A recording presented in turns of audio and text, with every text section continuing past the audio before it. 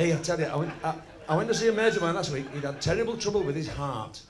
I said, how are you doing with your heart now? He said, I'm a lot better. He said, I've had a pacemaker fitted. I said, that's very good. He said, I think it's Japanese. I said, what makes you think that? He said, every time I fart, the garage door's open. Now, you see, but you can't, no, you can't do that on Bullseye, can you? Eh? Oh, no, you can't do that on Bullseye. No. Hey, did you watch the last series of Bullseye where they gambled all the prizes and lost everything? Did you see that one? They're greedy bastards. I think that's awful. Now,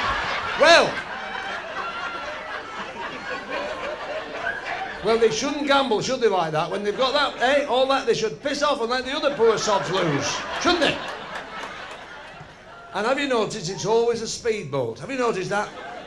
That's a lot of good to somebody who lives in bloody Walsall, isn't it? A speedboat, eh? Oh, bloody speedboat here. Oh, bloody great. Oh. Hi. Oh, hi, there's some pride. People ask us, you know, they say, how do you feel when people gamble and lose everything? I say, we try not to piss ourselves. Eh? What? Look at what you could have won, you dickhead. No, Hey, I tell you, I said to the wife's sister in bed this morning, I said, this has got to stop. I said, I heard George talking to you before about condoms. You see, you lovely people, with respect, our more mature members of the audience. We didn't used to call them condoms because I used to live in Blackburn in Lancashire. You know Blackburn? It's where the M6 is cobbled. Bloody rough in Blackburn. If you see a cat with a tail, it's a tourist. And we used to go to a ballroom. Do you remember the days of the big ballrooms? Do you remember that? When trousers were slacker. You remember? And we used to go up to the girls, didn't we, and ask them to dance. We had these big bands on, marvellous bands. And always towards the end of the night, you'd had 2 halves of lager, you were through to the finals. And we were always polite then. You not remember this perhaps, but we used to come to the girls and we used to ask you to dance politely. We used to, because everybody was courteous then. Say, excuse me, may I have the pleasure of this dance?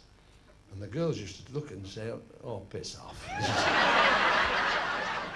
And we used to walk back to her mates with her head down, you know. We said, no, I never asked her. No, I didn't ask her, no. No, I think it was a clinic job. But, you see, but then after that we had all the punks, didn't we? Do you remember all the punks? That's a few years ago now, isn't it? Now we've got the travelling people, haven't we?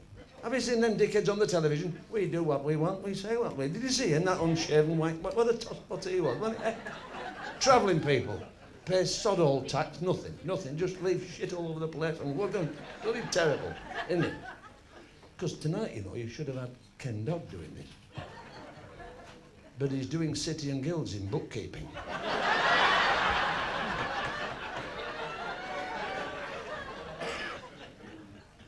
I'll tell you something else. 5 weeks ago, he had a heart attack, Ken. He had to have open heart surgery. They found another 50 grand. I'm waiting for the bastard to get piles. I'll have his bollocks off him. Now, what I was going to say... Hey, stop it.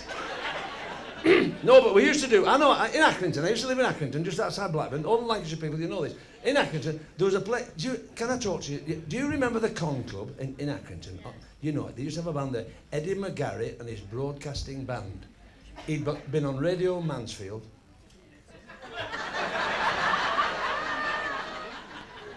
It's like working a pissing welding shop, eh? Eddie McGarry and his broadcasting, and they used to have in the gents, at the Majestic Ballroom, this in the 50s, they used to have in the gents a condom machine. But they didn't call them condoms, we used to call them blurters. Blurters! And they were just basic, there was nothing imaginative, creative about them, they were just a bog standard blurter. Packet of 3 in a thing, you took them out, put it on. I can't use them now, I need a couple of lollipop sticks to help get them. But in the days when Mr. Happy was about, you know, but they were just like sausage skit, you know, nothing. Just covered, just safe. Yeah. Not now, because we've all moved on, haven't we now? The ladies have got liberated now, and with all these sexually transmitted things, oh, hey, that's bad, that AIDS is, I don't want that again. Bad. I'll tell you how naive we are, even now, about AIDS. Listen to this. A mate of mine was told last week he was HIV positive. He thought he got a heavy goods vehicle licence. He got went out and bought a pissing wagon. I did. he got, what a lovely crowd. He got a job. He was told to deliver these motor cars to Soweto. And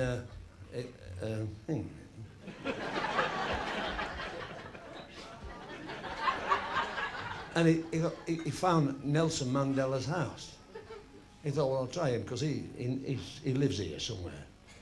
So he found, knocked on the door, and he opened the door and said, excuse me, he said, I've just got my HIV, I've got these cars here. And they addressed it, and Nelson Mandela said, have not ordered no cars. You'd swear he was here, wouldn't you? Yeah. He said, no. He said, I've got it. No, I've not ordered no cars. Not got none on the list to come here. And the driver said, did Winnie order any?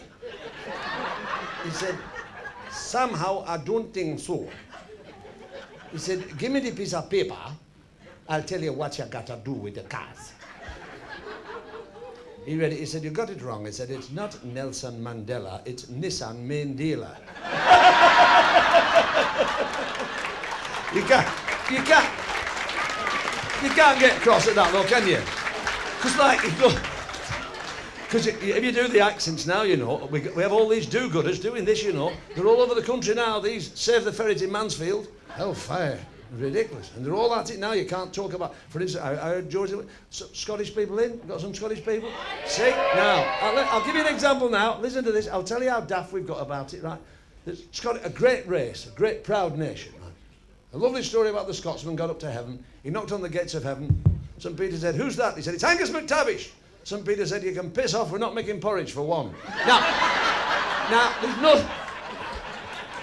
Now, the first people to laugh at that will be the Scots, wouldn't you? You don't mind that, because you know we don't mean it. It's like the Welsh. Have we any Welsh in? I can't stand the bastard. Listen, no, I didn't mean that. Because you know we don't mean it, you see. With the Welsh, you get more than 5, you've got a pissing choir on your hands, haven't you? Isn't it? You see, I'll tell you something. I just thought about something now. It only just came to me now. I think Jewish men are a bit bloody arrogant, if you think about it. Because they have a bit cut off before they know how big it's going to be. It's no skin off my nose, I just thought I'd mention it. Because my wife's into that oral sex now, she turns her back on me and talks me out of it. What I was saying before, listen, we were talking about them things. Them blurty things you may know about. Right. No, I don't mean that, You're a bad bugger, you, eh? Where are you from, eh? Burnley. Oh, this will be new to you then, electric and curtains, won't it, from Burnley? Hey, oh, I know Burnley well. Hey, I used to go and watch them. Turf Moor from Accrington. I come from Accrington. I bet you've flattened some grass around East Lancashire in your time, haven't you? Hey, that. Hey, by Jove, that bloody grand. Lovely. We know, don't we? We don't mean it. Come out and have a giggle, don't we? Because it's awful. You can't be careful what you talk about now. You can't talk about religion. That's a terrible business. Ooh, like the Pope, he wears underpants in the bath, you know. You can't bear to look at the unemployed. The bishops in Ireland, they get bloody Blue Peter badges for bonking, but the bishop's not allowed to do it. I pissed myself when he got caught out, didn't you? Because they're all at it, you know. They're all at it. But what a great nation we live in when you think about it. We can talk about... We must never lose sight of this. We come on here in one of the best rooms in Blackpool, right? Great audience, fabulous crowd, lovely compet, light, everything's right.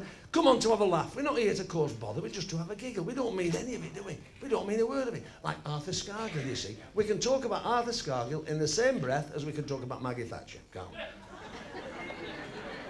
Arthur Scargill went to be circumcised about 4 years ago and he's laid on the slab and the surgeon looked at him and he said, we can't do that to this man, there's no end to this prick. You see, now... But you can tell then, can't you? Because... Are you all right down there? We don't mean it, do we? We don't mean it. Do you remember Charlie Williams? Yeah, what a lovely man. The only black Yorkshireman never to go down the pit. He used to come on, didn't he, Charlie? Do you remember when Charlie used to walk on? He'd say, "Hey, the rate, old love, the rate, the rate. If that doesn't laugh at this joke, I'll come and live next door to thee." Do you remember that? We used to laugh about it then, you see. We got all, now you see him, like, there's a lot of Pakistanis in East Lancashire. A lot of them. I'd never knock them because they work hard. Grafters. See a block of terraced houses, you open a shop, don't they? Never knock them because these shops, they're open 27 hours a day. 36 on bank holidays. And they always have the wife on the till. They keep it in the family, don't they? Put the wife on the till with a tea towel on her head, don't they? "Oh, coming in, clever Dicky. Watty. Trying to sell you these curries. Don't be caught up. That's the only thing they tend to do. Try and beat us at cricket and try and sell us curries. Get their own back on us. If they try and sell you a Vindaloo curry, they say, "Oh, getting Vindaloo curry, very good for you." Well, butting. Oh, don't have one. If you have one of them when you go to bed, after you've had one of them, just before you go to bed, put the toilet roll in the fridge.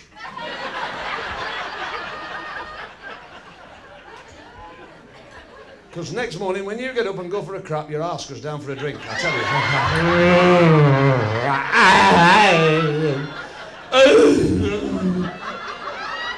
Oh, you go for a crap, it's a raffle.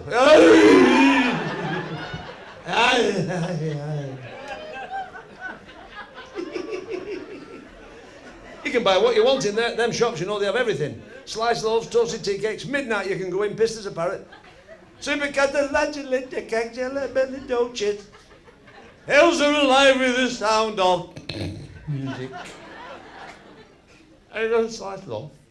Oh yes, slice loaf, bottom shelf. Have you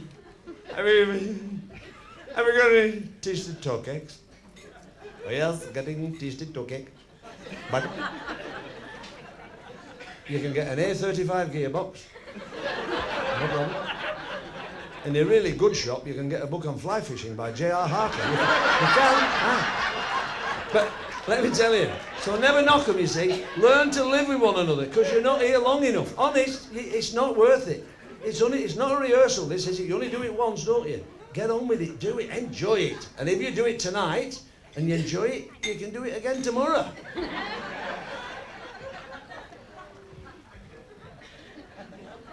This woman went to the doctor. She said, "Excuse me, doctor, it's my bust." The doctor said, "Pardon?" She said, "It's my bust." He said, "Well, take your sweater off, then I can look at you." So she took her sweater off, and she was wearing one of them Tupperware bras. Didn't do a lot for them, but it kept them fresh. Frank Carson, 1976. The doctor said, "How can I examine your He said, "Take your bra off, then I can..." So she took her bra off, and as she took her bra off, one of them went... like that. The other one stayed with this. It was like a slate layer's nail bag.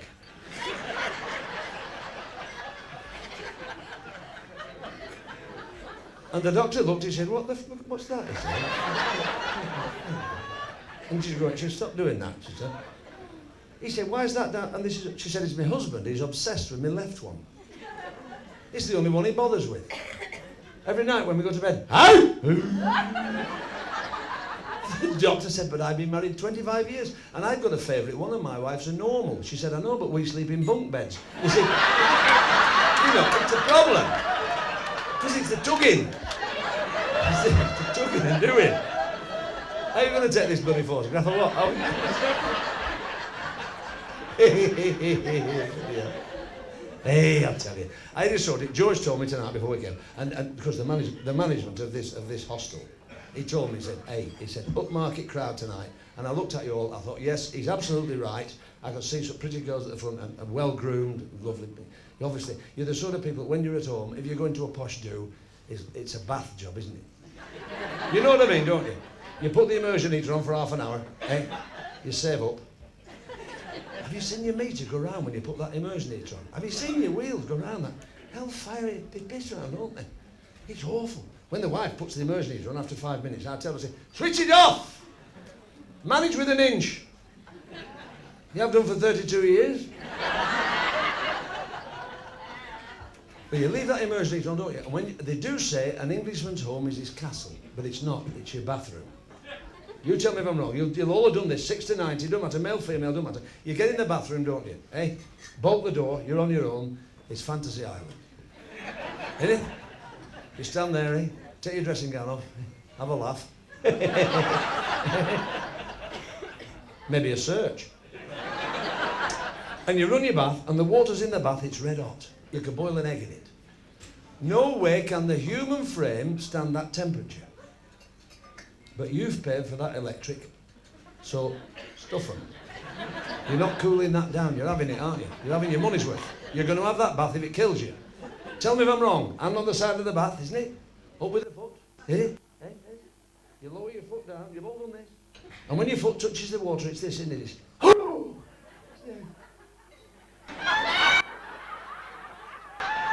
And you lower your foot down, saying things like, oh, you bastard.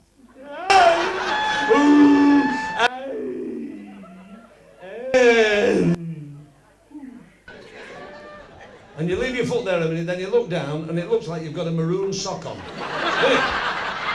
Eh?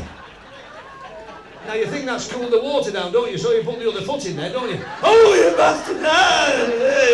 Oh! Hey! And it doesn't stop the steam coming up, does it? All the steam's coming up, still carries on round the lunchbox and the old, isn't it? Hey, hey, what? Must get some ointment for these. And hey, isn't it? Now let me tell you, there's no problem for us lads with the steam coming up on the old, no problem. Oh, deep joy, no problem. Well, there's no problem for the girls, there's somewhere for it to go. But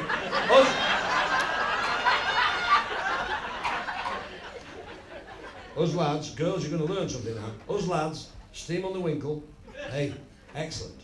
Boys, very good. Steam on the old, oh, trouble, bubble. Up on the old foot.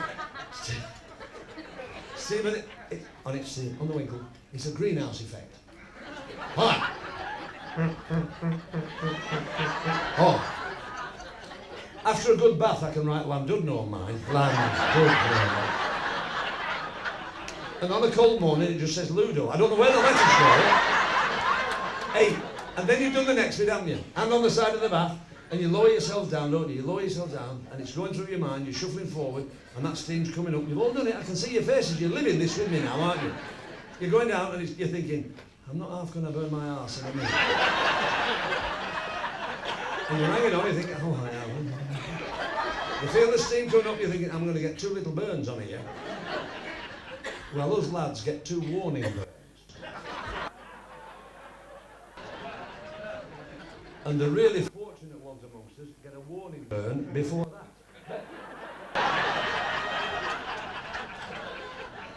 Tell me if I'm wrong. As soon as your bum touches the water, is this right or not? As soon as your bum touches the water, it's this, isn't it? Ah!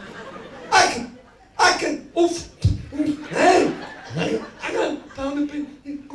I've never understood that. You burn your arse and your lungs pack up. I've never understood that. But then you carry on, don't you, saying things like, ask him, ref! Don't you? And what a relief when your bum touches the bottom, isn't it? You sit there absolutely still, don't you? You think, for Christ's sake, don't make a wave.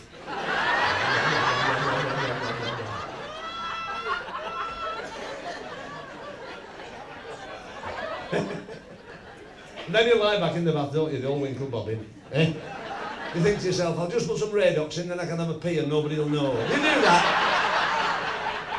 Because we don't bother in Blackburn, we do it in the sponge and squeeze it in the sink, don't we? We don't bother with that, do we? We don't bother with that. Well, it's lovely to see you, and what a nice crowd you are. And we're delighted you're on this very special occasion, because it's very special for me and all of us, because it's taking me back down memory lane, going back to the comedians. We'll have a talk about that, because we can do it, you see. We've got 4 cameras going, and he can cut all these bits out. Like when you say bollocks, you can cut it out.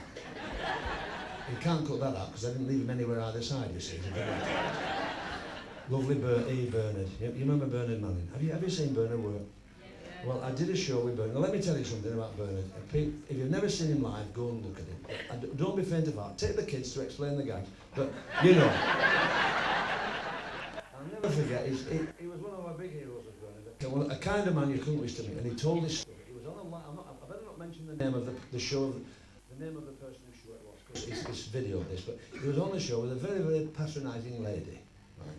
It's some years ago now, and he was the guest. And I was sat where this young lad is here. And I was like the warm-up man in case anything went wrong. We're telling you 2 stories now. I talked to Johnny Amp, and Johnny Amp said, just tell the story. This is true. They had on, the lady whose show it was, she had a social worker from Canterbury. She had a raving puff from the Ballet Rambert in London. And on the end 2 seats, she had Bernard. Now, Bernard's a big lad, and Bernard doesn't take any prisoners. It's lovely. And the show was 40 minutes, and it was live. Now, there's no live television now, very little, because they don't risk it, especially with people like Bernard, you know, or Stan Boardman, who talks about Fockers coming in with Des O'Connor, you know, right? You know, Oliver Reed takes his dick out. You can't, you know. George Best tries to sit up. And that's an Irishman reminded me about that one. No. So this was live. So the story goes like this, right? Bernard sat there 40 minutes, and for 25 minutes she completely ignored Bernard. Not only ignored him, she veritably patronised him. Just, oh, I'll come to you in a moment. All this, you know.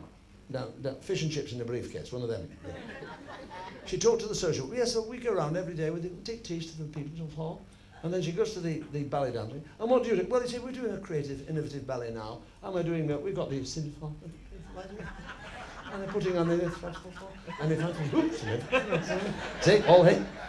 And Bernard sat there like a beached whale, like this. And I could see him filling up like a barometer, you see. He was getting madder and madder. Because he thought, I've come all this way down the bleeding London to be ignored. And she came to him 5 minutes from the end of the show, and it was live on a Sunday night, 10 past 10. She said, Mr. Manning, what do you want, love? And I was there. She said, you're a turn, aren't you? I said, I'm a turn, love, I'm a comic guy. Sometimes make people laugh. She said, I've heard you're rather naughty.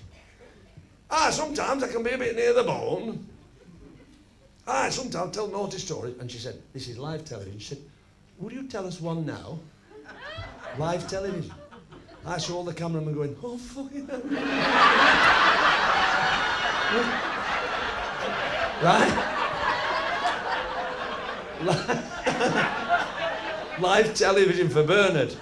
I mean, you don't do that. That's like giving a Rottweiler a bloody Roundtree's mince, that's ridiculous. Bernard said, I was walking down the street, just come out of the Embassy Club, I'm walking down the street, I looked across, I saw this blind man with this lovely golden Labrador on a harness. I thought, how nice, that dog is that man's eyes, that's very good. I'll have a charity night for that one night, because he does that every Sunday, always has a charity night. And he said, as I'm looking at the dog, he said, the dog pissed all down the blind fella's leg. And the blind fella, look, he said, I thought, they're dirty bastards, just pissed down that fella's leg, the poor blind son on that dog. It's supposed to be his friend, it's pissed all down his leg. What sort of a bleeding dog's that? Incontinent bastard. And he said, I couldn't believe what I saw next. He said, the blind fella put his hand in his pocket and gave the dog a toffee. I thought to myself, that's the kindest thing I've ever seen in my life. That blind man there has just been pissed on by that dog. And you give him the dog a toffee. He must think the world of that dog. He said, I went across to him and said, excuse me, sir. He said, yeah. He said, that's the kindest thing I've ever seen in my life. He said, that dog of yours, that friend, he just pissed down your leg and you give it a toffee. That's very nice. The blind fella said, I'm just trying to find out where its head is. I'm going to kick it in the bollocks. Now, Bernard Manning, right? Bernard Manning. Are you all right there? Huh? We've had some times with Bernard. Honestly, we've had some time. There's another comic as well. I'll tell you a few. Do you remember Max Wall? I'm putting this in for the producer, right? Because this takes us back to like 1970. Not mine. I mean, he was a comedian's comedian, was Max Wall. He had a face. Do you remember? It had been lived in, hadn't it? By travelling people for 10 years with remodes on the vans. And Max Wall used to come on, if ever you saw his act, you might have seen, with the same, I keep going back to my pal here, in Blackburn, he used to do the theatres in Blackburn. Did you ever see Max Wall in Blackburn? Did you ever see him? No, he was good, he was a comic, you know. I'm going for, oh, yeah.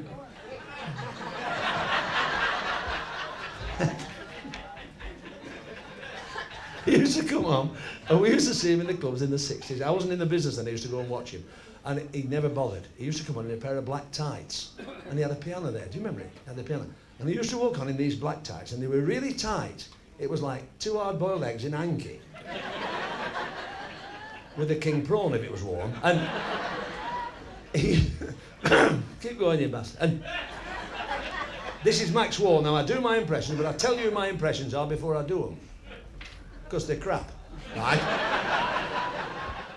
Max Wall used to walk on in these tights, and he used to stand there. He used to come to the microphone, and I used to, I thought, what a comic. He used to stand there, he used to say, hello? All right, Darwin? Yes. Yeah. I'd like to tell you a poem. A poem. Yes, a poem. Tell you a poem. I forgot the pissing poem now.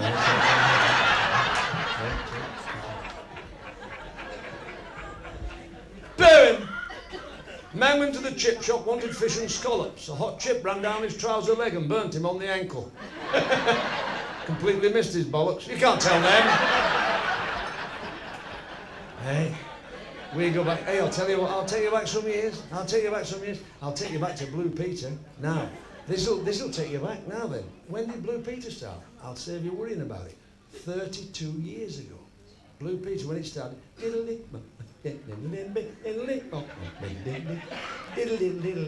remember that?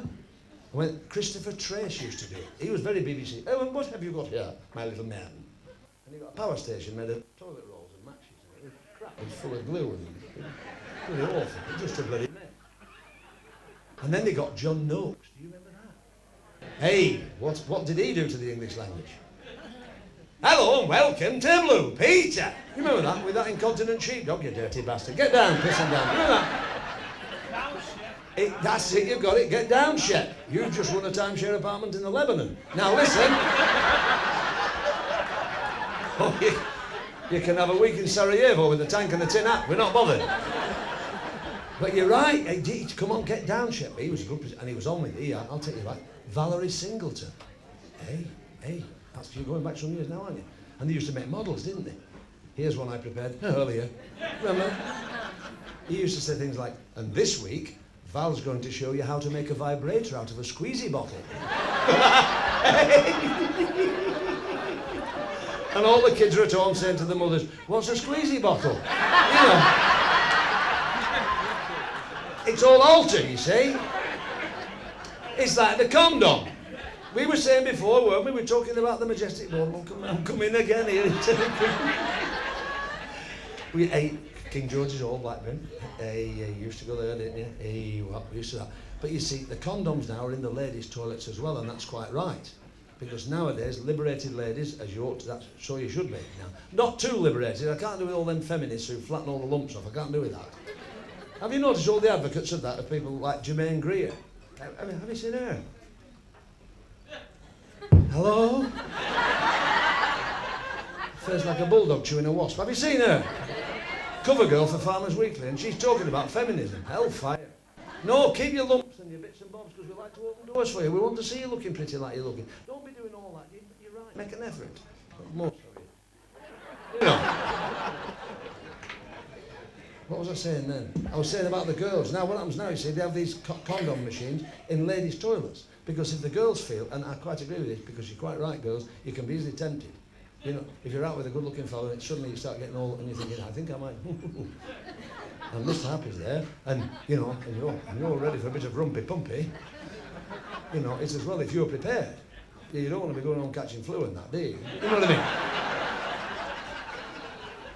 So they have we used to have them in these, they were metal boxes, and you used to put 2 bob in with an anodised knob, and you banged it and the packet come out of 3. That was it. Not in the ladies now, it's a beautiful plasticized machine. You can get all sorts of condoms now. I heard George talking about it earlier on. Never mind your basic slide-on front seat for condom. Oh, not now. Oh, no, they've got all sorts now. They've got ribbed ones, spiked ones, extended ones, coloured ones, flavoured ones. Oh, last week, I bought a luminous one. I thought, well, I'll go on tonight. If anything's going to happen, I'll put it on and put my head under the sheets and have a read. You know, I thought I'll just, you know. But, you see, what a lovely crowd, yeah. No, I was telling you before, you see, the job is now, it's a great nation we live in, and don't get upset about it. If you see a comic on, we're never going to get it right for everybody, you see, in this business. It's just like you go to work, you're never going to have a perfect day, are you? If you work in an office, you're going to have an argument with somebody, you're going to type a letter wrong, or you're going to put a wrong note under something. With us, you see, we have the odd, so we're going to get it wrong with 300-400 people in a room. There's one or two who are going to say, no, he's crap on television and he's worse live. We're going to get that. And we lose a lot of sleep over that.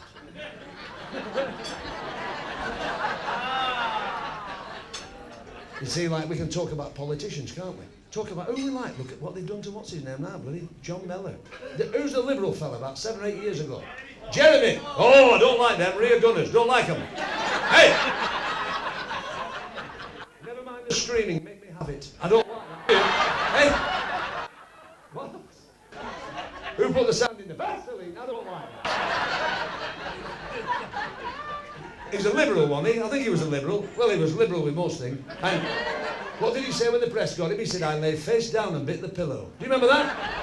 Because he thought Cyril Smith was next. Do you remember that? Hey? I'd have chewed the pissing headboard, wouldn't you? Oh, my God, I would. All at it. Everywhere's that. The press full of being today. Because there's a lot about. It amazes me because they can't reproduce. Why is there so bloody many of them? I don't understand it. The press came to me today, they called me at the door, they said, are you gay? I said, I'm not even bloody happy. Piss off, I said. What are you talking about? Because you get into a television studio, you heard George saying it earlier on, if you drop your fags on the floor, you kick them to the corner to pick them up. You don't, hey? You don't do any of that and bend it down. I told you before. No, we don't do that. But isn't it marvellous? We can talk about who we want. Talk about who we want. Talk about them all. I'll tell you, here we are. Now listen to this. Where else can you do this in the world? Prince Charles, right, now they're having a hard time now, aren't they? They're all having a bit, you know. Prince Charles plays polo. And it's what, and wins a platform, and the horse and the and Diane stands there. Bought it to him, he's on it, she's standing, and it's all getting a bit now. Prince Charles fell off his polo pony about 7 months ago and damaged his elbow. Do you remember reading that in the paper? Damaged it. And it was all very serious, hellfire. Prince Charles fell off a horse, took him into hospital, it's true, and they grafted some skin from his bum so he wouldn't have a scar on his elbow. And that's right, it's true, it's in the papers, wasn't it? Do you realise we have a future King of England who doesn't know his arse from his elbow? Do you realise? Hey?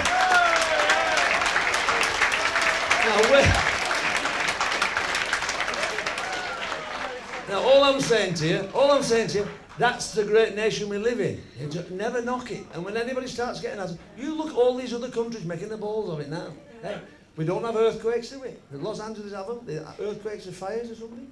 Russia don't know who they're fighting for. No. The Italians have surrendered just in case.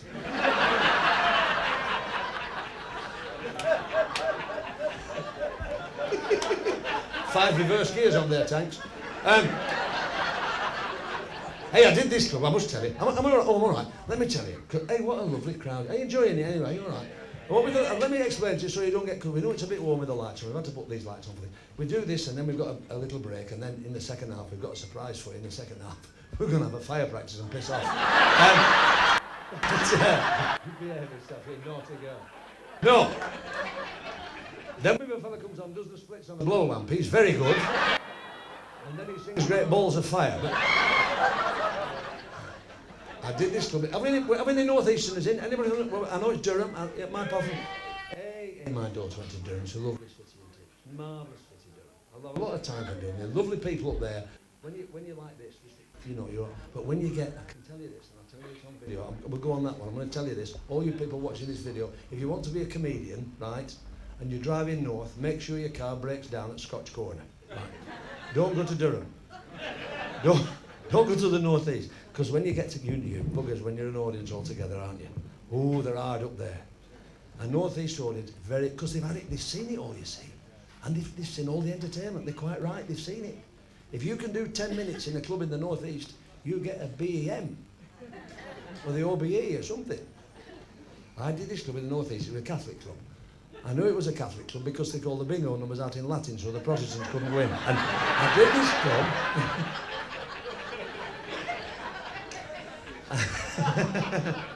Hey, I'll tell you what, I couldn't believe the design of the club. Now, here we are tonight in a lovely room in Blackpool, aren't we? And you're all comfy, you can see the show, you've got it, all that, like the dances and all the business, and the sound's good, the lighting's good. I did this club, the loser at the back, anybody who doesn't want to listen to the show can discreetly go behind the pillars there. It's lovely. It's perfect for a performer, this. Honest, it's brilliant, because we can see you and have a chat to you, see the whites of your eyes, as George said. It's lovely to see you like that. But I did this club, I couldn't believe it. I was on stage, 10 o'clock, and they're all getting in. Well, hey, when the boat comes, kids are late, come on, hey, go home, well, the henny and get the henny and get the hey. Scottish Geordies they were. And got a bit mixed up then with the accents. And I couldn't believe it. It was the ladies' toilets were just there, and the gents were there. And I was like, we understand you've got to go to the loo, and you pay your money to come in, you pay our wages. So we're not going to have a pop at you for going to the loo, or if you want to walk out. It's your choice, because you're paying our bills. But they couldn't help it, they got to go to the loo. That's where the architect had put them. There and there. And I watched, and they go in the toilet all the time along. There's this fella saying, excuse me. And this fella went and stuck it over, excuse me. And I studied it, and I realised that the women never go, or the ladies I should say, that's wrong, that women. I'm not saying, don't say women, say ladies. The ladies never go to the toilet on their own.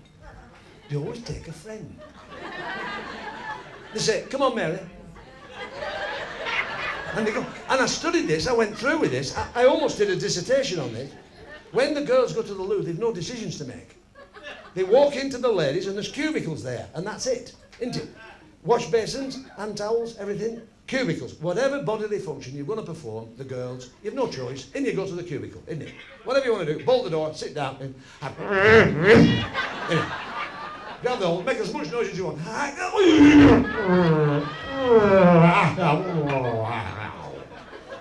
And when you walk out into the queue, you just say, it was her in that one.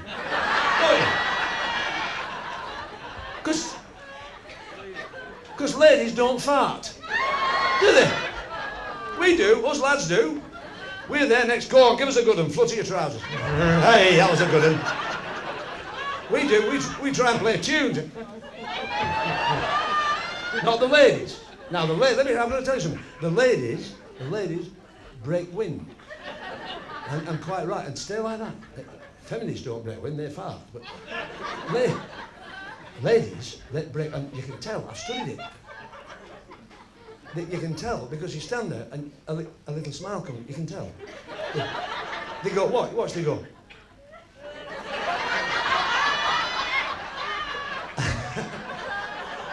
And then they listen, and lads, listen, I tell you, I've studied it. Listen, they go.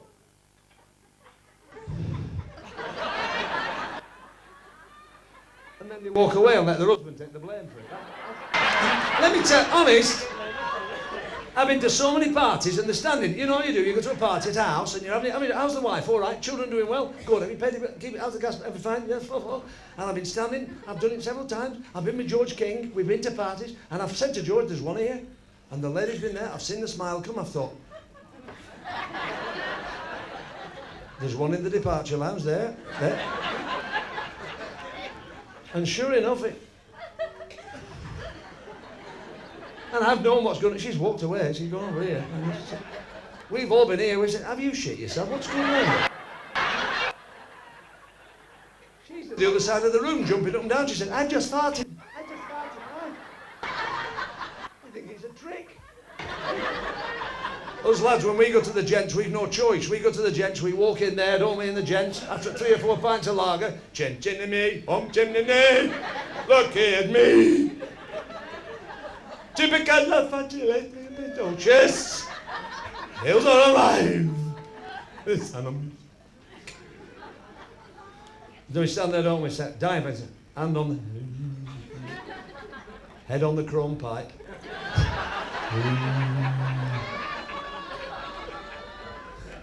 Trying to get the embassy tip down the griddle.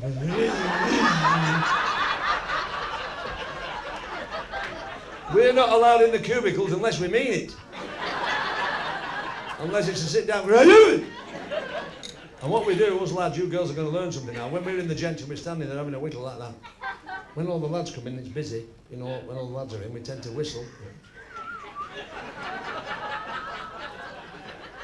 And we tend to, shouldn't tell you this, but we tend to peep over. Just to see what division we're in. Vauxhall Conference. And I was standing in this jet, and this big fella walked in. He was massive. When he walked, he was 6'19", never been bricked. When he walked in, it went dark. I thought, if he says it's Wednesday, it's bloody Wednesday. He walked in and stood in the next stall to me, standing there. I thought, I wonder how, he's a big, like, hellfire man. He was big. Oh, I looked at her. I wonder how big he's in the old, you know, the engine room. And I looked at his feet, his shoes, you know, because that's a fair indication about your tackle. My feet are a bit cramped in these shoes tonight.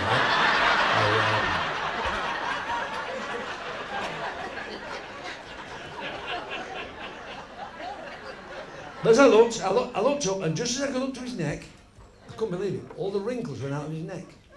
I thought I couldn't understand. I thought, no, what's caused that? It just like that. And he lurched forward. There'd been like a shift in his centre of gravity. I thought, hello, Mr. Happy's popped out. You know. Wink, and he put his hand on the thing. I thought, well, I'll have to have a look at this. You know. And I peeked over the thing, and when I saw it, that hellfire, I thought he'd get BBC Two on that in the winter. Hey? With a wind up his arse in colour. I couldn't believe that. And he caught me looking, he said, what are you doing? I went, I said, you're a big lad. He said, how do you mean big lad? I thought, Christ, what am I going to say now? He's massive here. I said, well, you've got 4 fingers round it. You know, I thought, I've covered it, I've saved it, you know. He said, well, you've got 4 fingers round yours. I said, I know, but I'm pissing on 3 of them. I told him. Because I couldn't stand the bother, you see. You can't have the bother, can you? You mustn't have it. And there's a lovely story about this fella, isn't it? I feel like Frank Cat, there's Jimmy Cricket, there's more.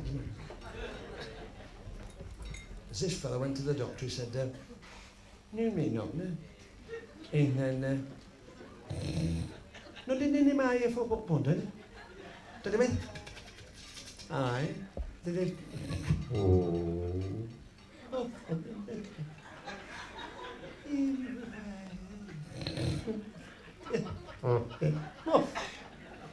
And the doctor was very experienced. He knew.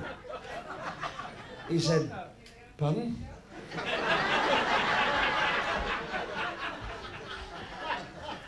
And this fella carried on. He said, oh.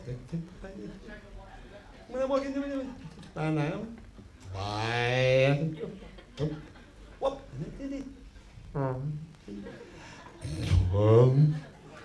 And the doctor was beautifully spoken. He said, don't piss about, write it down. He gave him this pen. And he wrote, dear doctor, I have terrible trouble speaking. Could you help me? And the doctor read the note. He said, say no more. He said, I never thought about that. That's good, that. I'm going to leave that in. No, that's not the guy. No, that's just what he said. He said that. He said, I'll leave it in that. He said, take down your trousers. And this fella said, oh, let's take him out for a track down. He did it off on me, too. And then I died it. And then, he did it. Oh, he did it. No, do me bollock for foot. Nothing but that. The doctor said, I know what I'm talking about. He said, will you take down your trousers and your underpants? And this fella said, no. You can't take him out. No. And then pulled the underpants. He said, I'm a doctor, I'm heavily qualified. He said, would you take your underpants and would you bend over? This fella said, oh, did he?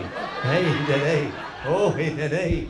Down there for dancing. No, and then, no, I've had it. Think about it. I'm bend over and you get behind me up the foot today. Oh, he did he? He didn't buff off. The doctor said, I know what I'm talking. So he did. He took his trousers down, his underpants, and he's bending over in the surgery, touching that there. And it's all there, the tackle, the bulbs, everything there, like that. And the doctor did all the tests. He's bending over, he put the tea leaves on his arse. He said, you're going on a long journey. And then he picked up this poker, which was lying in the surgery, stagnant. And the doctor with this poker, with this fella bending over, touching his toes, with nothing around his hand, nothing. The doctor with this poker, for want of a better phrase, shoved it up his arse. All right. He went, whoop! This fella went, ah! The doctor said, that's very good. Come back tomorrow, we'll try the letter B.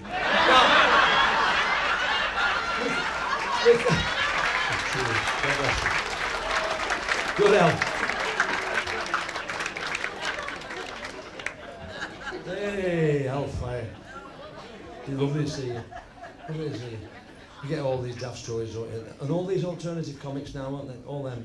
I can't understand them. Can you understand all them? I can't understand them. Like, we used to just get up and do it, didn't we? There's a lovely comic down in the West Country, a dear friend of mine, one of the funniest men I've ever seen. You've probably seen him on Des O'Connor, talking to you again now, called Jethro. You forgive the accent, because I know we've got somebody in here from down in towards Somerset where Jethro, right? And he tells this lovely story about his friend Denzel. Now, Denzel Pemberthy, you got it right. Now, if there's anybody from Cornwall, please forgive the accent on this, because I'll just try and do it, and it's Jethro's tale, it's not mine, but it's a lovely story. My friend Denzel decided to ride his bicycle from Truro down Penzance on his bicycle. He thought, I'll have a ride on my bicycle. So he's riding his bicycle down to Penzance, and halfway down there he decided he needed to have a piddle. He thought to himself, I'd better stop and have a piddle, else I'm going to look a fool with my trousers wet in Penzance. So he thought, what I'll do, I'll stop along the side of the road and stand in the hedge or something and have a piddle against the hedge and look out into the fields, and people will see and think I'm looking at the cows in the field. Proper job. So he's riding out and he sees this wall. He thinks, I'll stand there against that wall, I have a piddle, and people won't know that I'm having a piddle because it's not allowed on the street with no toilet and have a piddle anywhere. And people will think I'm looking at the cows in the field. And as he got off, he put the bike up and he saw there's a hole in the wall. He thought, proper job. I put my Mr. Happy, I put him in the hole in the wall and have a pin, and it's even more discreet than it would be if there were no hole there. Because nobody can see my John Thomas. He's in the hole. I have a piddle, proper job. So he's standing there, he puts it in, he starts looking, and the hand grabs it.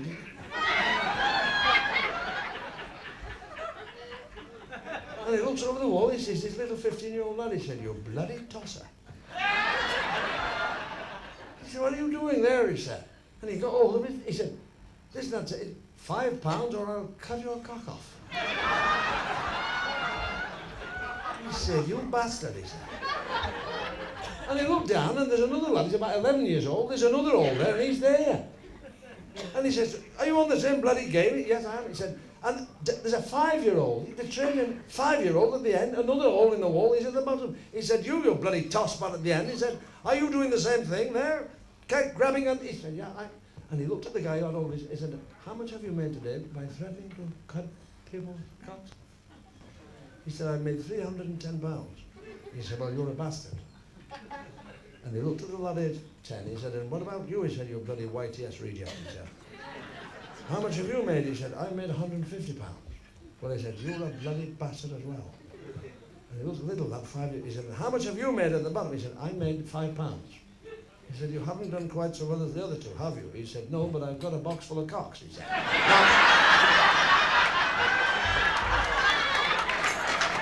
Jethro.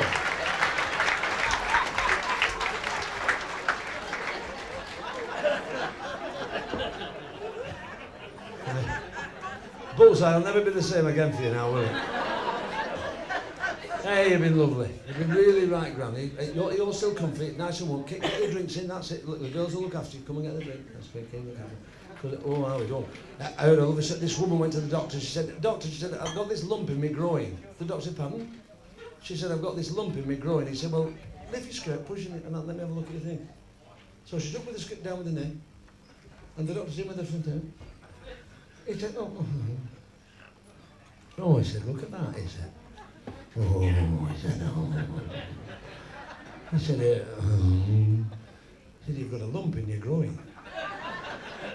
She said, I know I have, you prat. She said, I want to know how I got it. The doctor said, lump in your groin, your husband. How big is he? Has he got a big, is he sort of, what's he, how is he like, you know? She said, is that big? And that's in August. The doctor said, is that as big as it gets? She said, yes, that's all right. He said, well, that's it. He said, lump in your groin. He said, you've ruptured yourself snapping at it.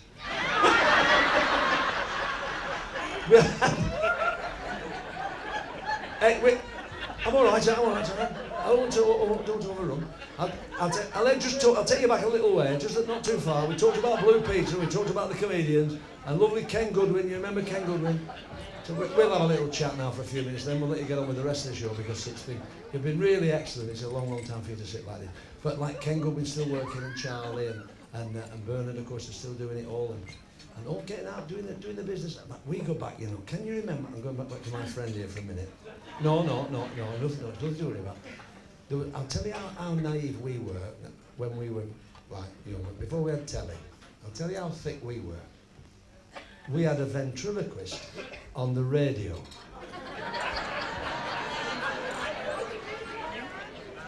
Now you can't get thicker than that, can you? Eh? Peter Brough and Archie Andrews. And Archie Andrews still said Gollocks, and nobody could see him. We're going after this one, because I'm not one of these acts who goes off, you know, and you all cheer, and I come back and do another 20 minutes, because I've spent so many nights waiting to get cheered back. I don't bloody risk it now, right? I don't know how you do it wherever you're from, but wherever you're from, this fella's having this affair with this woman, right? And the way he's got it sorted out, she's lying down, looking up. He's on top, looking down. And he's giving her a right seeing to. He's giving her some stick. He's left the light on, 40-watt Mazda flickering, because it makes him think he's doing better than he is. She's lying down, he's on top, he's giving it all the business. Like, she said, just a minute. He went, He said, what is it? She said, I'm a little bit kinky. He said, well, I had noticed with the German helmet.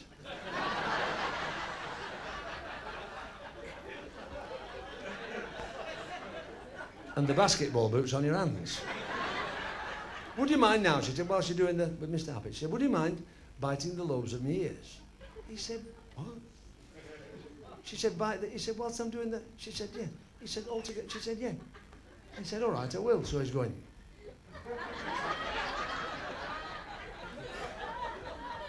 She said, just a minute. He went, because he was getting going. He said, what is it now? She said, would you mind? He said, what? She said, I'm a bit kinky. He said, well, it had crossed my mind with the watering can over the top of the bed. And the rubber duck on the sandpaper. Would you mind now? She said, after you've bitten the lobes of me, she said, would you mind kissing me busts? Good God, he said, is nothing sacred? How do you mean? She said, kiss me he said, your bust. He said, after I've bitten that, she said, yes. He said, whilst I'm doing that, she said, yeah. He said, all right, I will. So he's going.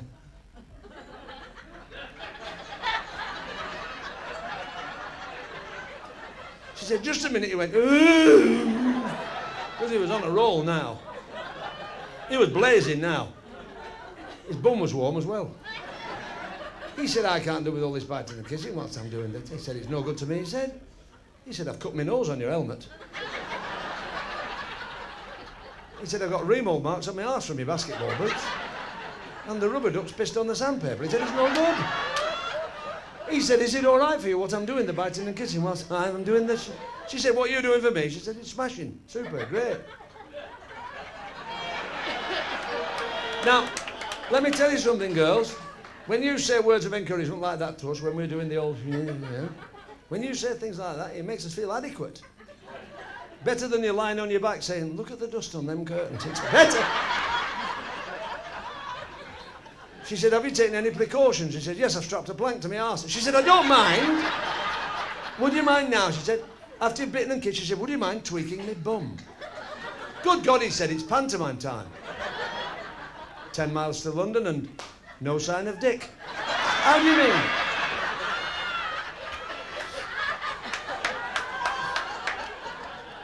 She said, just stroke it down gently and tweak it up. He said, what, after I've bitten and kissed? She said, yeah. He said, whilst I'm doing the inner with Mr. Happy? She said, yeah. He said, all right, I will. So he's thinking back, kiss, tweak back.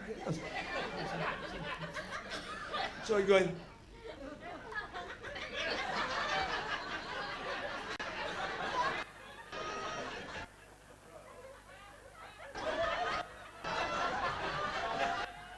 She said, just a minute. He went... He said, what is it now? She said, it's fell out. He said, I'm not surprised, I forgot what I was doing. Good night, thanks for coming. Safe journey. God bless you.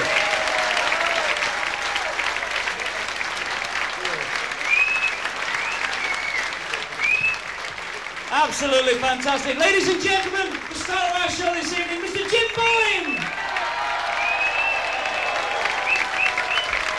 Jim Bowen, ladies and gentlemen.